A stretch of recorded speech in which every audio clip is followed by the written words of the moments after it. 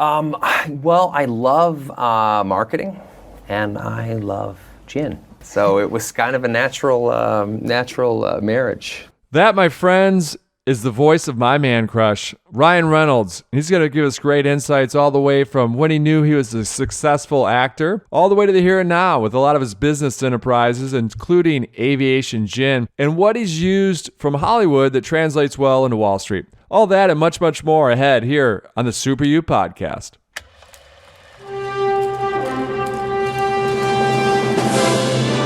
It's one small step for man. Liftoff. We have a liftoff. We choose to go to the moon, not because they are easy, but because they are I hard. have a dream. You can't handle the truth. 7, 6, 5, 3, 2, 1. Super You.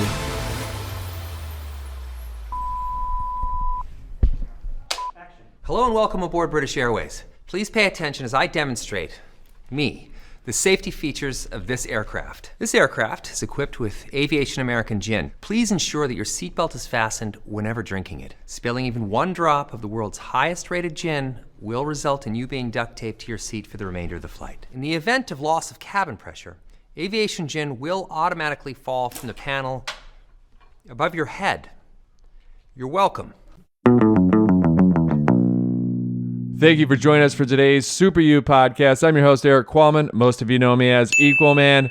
Thank you so much for all the kind tweets, all the kind emails, all the kind messages, all the kind voicemails, the texts that have rolled in around the commencement address at Michigan State University. Thank you so much, everyone out there. Without you, it wouldn't have been possible. So it went really, really well. There's still some things on stage you always go, dang it, I forgot to say that. And you always kind of want to have it back. But overall, it went fantastically well. And it's probably the one and only time I'm going to do it. It's one of those unique things in life. I've now given a commencement address at both of my alma maters, Michigan State University and University of Texas, Hook 'em Horns, and go green. But today we've got Ryan Reynolds. As mentioned, he is my current man crush. I mean, he's a very handsome man, but more importantly, he's a very creative guy. I put him and Reese Witherspoon in the same buckets in terms of they're really changing the game. They are so creative, it's just mind-blowing.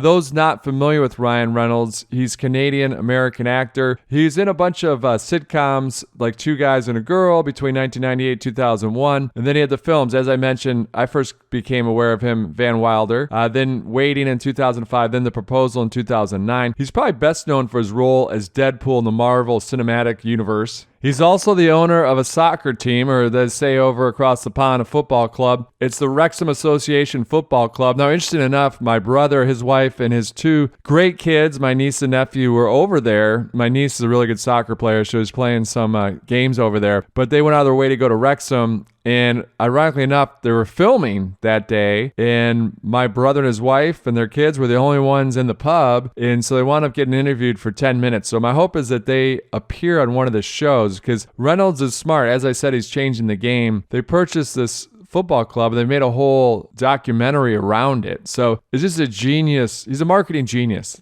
Plain and simple. Ryan Reynolds is a marketing genius. Marketing is changing rapidly, and he's at the tip of the spear. Now, before we get into great insights from Reynolds, I'm going to give you 5 funny facts about Ryan Reynolds. Number 1, he was kicked out of high school for stealing a car as an April Fool's joke. 2, he once failed drama class. So for all those out there that fail something, pick yourself back up, keep going. 3, he used to ride the wrong bus to sit with his crush. That's my favorite, right? You really like someone if you're like, oh, you're getting on the wrong bus, just so you can sit by that person. 4, he's a huge Green Bay Packers fan. Sorry to hear that, buddy, because it's the year of the Lions. Hear me roar. My Detroit Lions, you heard it here first on Subaru Podcast. They're going to the Super Bowl.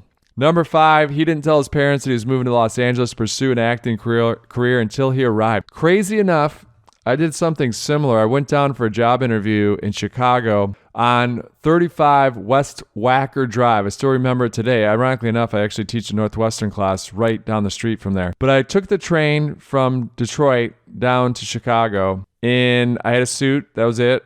I interviewed, didn't get the job that they're willing to pay me $17,000 for. This is for an advertising job at Leo Burnett. But I love Chicago. I fell in love with the city. My buddy had a place there, so I slept on his couch. He traveled a lot for work. He was a consultant. So I struck a deal with him. Hey, buddy, $100 cash. If I can crash at your pad, I'll sleep on the couch when you're here. But more times than not, he was at his girlfriend's, or he was traveling back and forth to Houston. So it worked out really well. I stayed in Chicago, but similar to Reynolds, I called my parents and just said, hey, I'm going to stay in Chicago. Didn't get the job, but I'm staying in Chicago. And then I worked at Bennigan's. That's right, when you're hungry for fun. Worked at Bennigan's as a waiter. And then I was a doorman, so I'd work waiting tables at Bennigan's. Again, when you're hungry for fun, I know the birthday song there. And then I'd walk or ride my bike back to where near I lived, and I was a doorman at a bar called Gamekeepers. It finally shuttered their doors. They were around forever. But Gamekeepers, late night establishment, we'll go to 5 a.m. I got lots of stories. Some dark times too. I mean, that was a tough time. Like, what am I doing with my life? But just like Reynolds failed the drama class, I didn't know what I was doing when I went to Chicago and just stayed there. So you're not alone out there. That's why we're doing this podcast, just to give you that courage to wear the cape. So if you're going through something tough, know that most people that are successful went through something really hard as well. They always had their dark times as well, but they try to get through them as quickly as they can. So anyways, we're going to get some great insights from Ryan Reynolds, so let's get into it right now. Now, it's interesting. I grew up with 2 brothers. You had 3 older brothers. Being the youngest, you got to be sometimes the funny one. You got to survive with your brain, with your mind, since everyone's so much bigger than you in the house. Do you think that contributed to your success? You know, it's weird. It really did, though. I mean, when you're a little kid and you're in a house, what sort of feels like when you're around people that are 5 men, basically, including my brothers and my uncle who were always around. It's sort of, I often felt like I was walking through some sort of weird skin-covered forest. These huge people everywhere, and you kind of become hyper perceptive. You know, you start to really sort of think about how you're going to survive. So especially my 3 older brothers, who were so sort of physical guys, and there was just rough housing. Like, for them was always funny. For me, it was like a life-threatening situation. you sort of learn to kind of get by on using your mind, not your fists. So I became kind of hyper-perceptive as a kid, and I know that contributed in enormous ways to the different paths I chose in life. Particularly show business and that sort of thing. I was able to kind of constantly mimic people or watch people and look for tiny signs and big signs of, danger. So yeah, that's I think that's how it shaped me mostly. I still struggle with those same things. As challenging as they are, and they're also gifts that come with those things, and it's that same sort of situation where you become kind of incredibly perceptive in ways in which you otherwise wouldn't. You're all constantly kind of sensing both real danger and non-existent danger. So those are things that have really helped me in my work. But yeah, as a kid, it was tough. I was a kid I had a lot of anxiety, a lot of different kind of phobias and issues that I had to sort of work through, and it took me a long time to kind of recognize those things as assets as opposed to liabilities. I think you're standing at that intersection of nature versus nurture. I think some of it was just genetics I was born with, and then some of it is circumstance. I think in any household it's hard being the fourth kid. That's the kid that's sort of watching and learning constantly, as opposed to the trailblazing eldest boy or girl in any given household. So. Speaking of success, how did you know, when did you consider yourself a successful actor? Well, that's sort of difficult. I mean, I don't, I think I can now say that I've done pretty well in the business. I mean, the things I determine as really successful are things that you sort of have to be the engine on, or things that you generate yourself, or content you create yourself, or and when that kind of stuff works, sort of like the Deadpool stuff, or that, then I feel like I've really done something important, or something at least that's important to me. Now, your 2016 movie Deadpool is wildly successful. And those not familiar with Deadpool, superhero film about a mercenary becomes a disfigured vigilante with accelerated healing powers and a twisted sense of humor.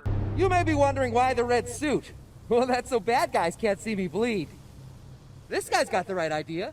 He wore the brown pants. Fine! I only have 12 bullets, so you're gonna have to share. Let's count them down. That's a quick synopsis, so go online to get more. But you guys were given a very, to be kind, minimal budget. But sometimes we don't have a lot of money.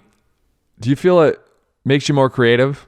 But begrudgingly, and I say that just because they gave us the absolute bare minimum amount of money that to make the movie, and it was such a great life lesson because necessity truly is the mother of invention, and Deadpool's one of the most interesting IPs out there because it really meets that intersection of viral marketing and sort of like traditional fan favorite superheroes. So like there's no money for anything. Always just embrace this idea that you know nothing, because you don't. I mean, as soon as you think you know exactly how it's all going to go down or what audiences are really yearning for, you can be surprised, So I love that edict. I like that idea that I believe in film and any endeavor to be a process of collaboration. I think you always have to listen and always ask for help, and the best leaders are the people that hire the best people. So that's, for me, that's the thing that I think that's the biggest lesson I've learned is just hire the best people you can, people that you connect with, people that you love, people that, you can learn from. All right, switching gears a little bit from Hollywood now to Wall Street. Talk to me a little bit, walk me through business. Well, specifically, let's talk about Aviation Gin. So, I mean, I gotta say, hey listeners, if you haven't seen the vasectomy, I'll call it a commercial. It's Father's Day, but if you don't mind, we're gonna celebrate with the mother of all cocktails, the vasectomy.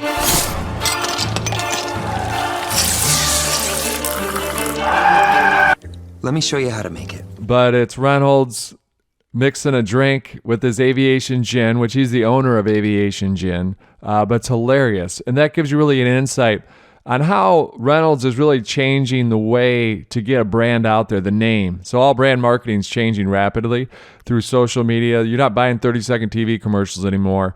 They're buying soccer teams and creating a whole content around it, a whole show around it, when you think about that. And so let's walk through, why even get into Aviation Gin? Well, I love marketing, and I love gin. so it was kind of a natural marriage. Aviation Gin is a craft spirit, an incredibly fast-growing craft spirit of which I am one of the owners of. It's been around since 2006. It was created in Portland. One of the only. It's the highest rated gin in the United States, which is important. It's scored a 97 in Wine Tasting magazine, and it's one of the only spirits that was created through the collaboration of both a distiller and a bartender, which is, if you think about it, would kind of be the best possible way to create any sort of spirit. You have two people who are experts in their field coming together, creating the thing that I think consumers would absolutely love. So that's the Aviation Gin in a nutshell, or a bottle. I'd never done it, and it was only because it was sort of, kind of, in a weird way, like the same footprint of the Deadpool story, which is that I just found this thing that I really believed in, and the last time I'd had a feeling like that was Deadpool. Now, in less than a year, this is mind-blowing, you've doubled the sales at Aviation Gin. Doubled the sales, and we're talking pretty decent volume here. What do you attribute that to that we can learn from? Because all of us out there listening, we're trying to double our business. Any insights that you can tell us? There is, for me, and I'm watching it happen right now. I mean, I bought into the company. It was a 20,000 case a year business, and now it's a 40,000 case a year business, and that's in less than 1 year. I attribute that to just exposure. Anyone who tries it basically switches to that brand. So the more people you can get to try it, the better your business is. And you lead with, I can never be as great an ambassador for Aviation Gin as Aviation Gin can. So for us, it's that brilliant intersection of a product that is better than anything else on the market, and then also marketing. We love marketing. And so marketing Aviation Gin has been one of the most fun endeavors I've ever had. Now, coming from Hollywood into Wall Street, into the business world, what have you been able to borrow from Hollywood that translates well into accelerating your businesses that you own? Well, I mean, non-traditional marketing is the biggest one. I don't, and my partner George and I both sort of feel like, the paid ad business is a little tricky these days, and not necessarily something that catches waves the way digital and viral marketing does. And again, it goes back to that same lesson I learned on Deadpool, which is necessity is the mother of invention. We don't have a marketing budget the way some of the big, massive, century-old gin companies do. Ours is tiny. And because of that, we have to think out of the box. And because of that, we have so much more fun doing it. So creating Aviation Gin content has been one of the great adventures of my life. I unearthed something fascinating. I did not know this. You're the only actor that has been named the sexiest man alive twice. Sexiest man alive. I would vote for you. But it's crazy. You've got amazing films. You've got amazing businesses. I just can't wait to see what is next. What is next for Ryan Reynolds? I want to grow it. No matter what happens, even if it's acquired tomorrow, I have to be a part of its DNA still. So it's something I'm passionate about. So hopefully I'll get to be a part of this for the next 40 years, whether I'm the owner or someone else. I probably would, but I'd have to find something that I really, truly believe in. I couldn't just sort of do it. I also don't have time for that sort of thing.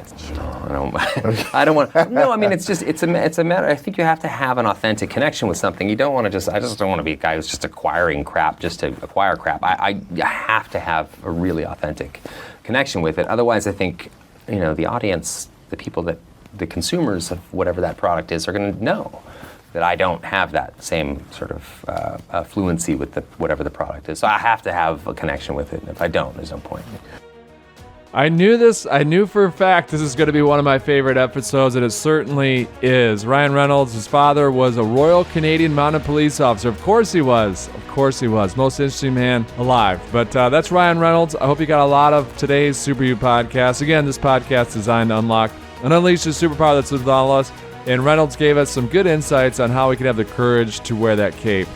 Jake Bryn put this together with Maritza Gutierrez and, of course, Kelsey Gomez. And thank you, the listeners, for tuning in each and every Wednesday for these 7 super tips. We're trying to layer in additional Super You podcasts when I have the bandwidth. Obviously, I'm traveling quite a bit.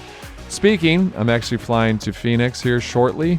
But when I can, I definitely want to throw in some other items in there besides our Wednesday podcast. So look for us to have couple more podcasts here and there. That's what you guys requested, and I think it's great. I have fun with those formats when it might be just covering what's hot right now. So it might be a lot of artificial intelligence or generative AI. What's our take on that? Also, as we move towards the election, maybe there might be some interesting stuff as it terms of regulation, not me getting into politics, but just some of the regulatory environment out there as it relates to technology. But that's it for today's Super You podcast. I'm your host, Erik Qualman. A lot of you know me as Equalman. Till next time, remember, it's not what we take from the world, it's what we leave behind.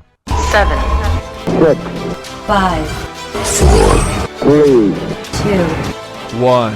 Super, super, super, super. Super You.